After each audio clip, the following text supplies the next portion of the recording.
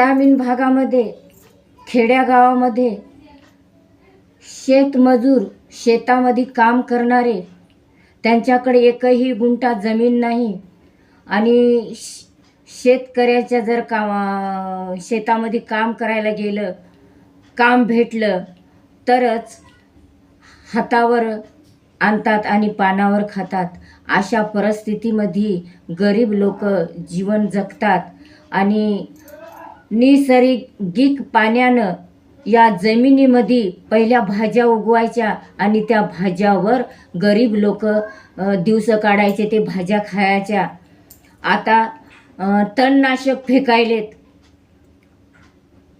भाज्या मिळणार खायला नैसर्गिक उगवलेल्या. ढोरावासराची उपासमार होत आहे, माणसाचीही उपासमार होत आहे आणि त्यातल्या त्यात निसर्गसुद्धा शेतकऱ्यावर कोपला. तोंडी घास आलेला निसर्गानं हिरावून नेला. सगळीकडं पाणीच पाणी झालं. सगळे शेतकरी हैराण झाले. डबल पिकं पेरले, खतं पाणी टाकले, बाह्याच्या अंगावरले दागिने मोडून शेतामध्ये टाकले आणि ते सगळे पाण्यानं नेले, निसर्गानं हिरावून नेलं सगळं.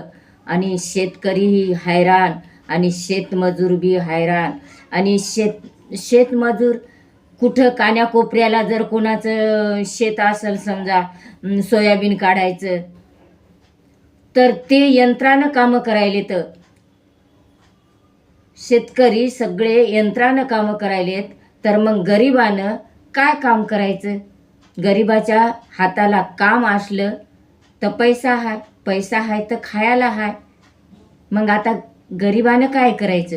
शेतकऱ्यानं काय करायचं? त्यांचा तर तोंडी आलेला घास निसर्गानं हिरावून नेला. घरं वाहून गेले, घरातले धान्य गेले, शेळ्या वाहून गेल्या. निसर्गाचा तर खूपच मोठा घाला झाला जनतेवर. परंतु त्यातल्या त्यात आम्ही या महाराष्ट्राचा राजा निवडून दिलं आणि त्या राजाची आज प्रजा भुकेनं व्याकुळ होत आहे, उपासमार होत आहे. फडणवीस भावा, जरासं गरिबाकडं बघ, शेतकऱ्याकडं बघ.